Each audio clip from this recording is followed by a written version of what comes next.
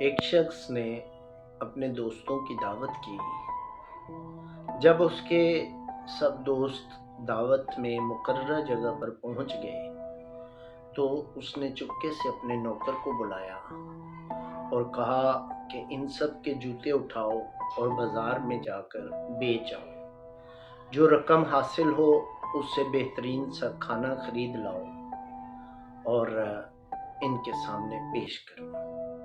چنانچہ نوکر نے یوں ہی کیا اور اس نے جوتے اٹھائے، جا کر بیچ آیا، کھانا خرید لایا، بہترین سا پرتکلف کھانا پیش کیا۔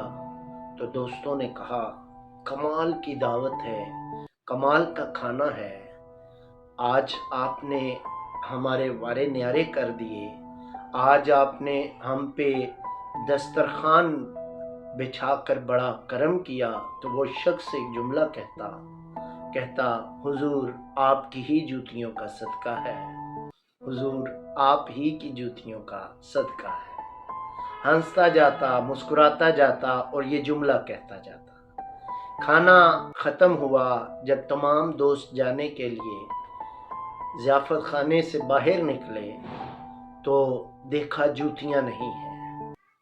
تو دوستوں نے جوتوں کی بابت پوچھا کہ ہمارے جوتے کہاں گئے؟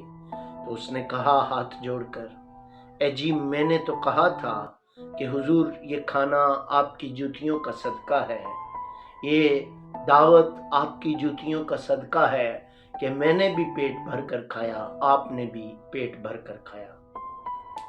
عزیز دوستو، دراصل یہ چاپلوس اور خوشامد کرنے والے لوگوں کی کہانی ہے کہ وہ شخص جو بے جا آپ کی تعریف میں پل باندھے اور آپ کی تعریف لامحدود غیر مشروط قسم کی کرے، تو سمجھ جائیے یہاں دال میں کچھ کالا ہے اور یہ شخص ہم سے کوئی مطلب چاہتا ہے۔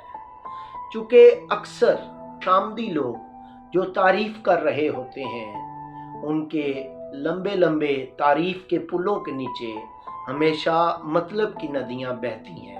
ایسے لوگوں سے اپنے دامن کو بچائیے، اگرنہ وہ تو آپ سے کہیں گے حضور یہ آپ کی جوتیوں کا صدقہ ہے، اور بعد میں آپ کو پتہ چلے گا کہ آپ کے پلے کچھ نہیں بچا۔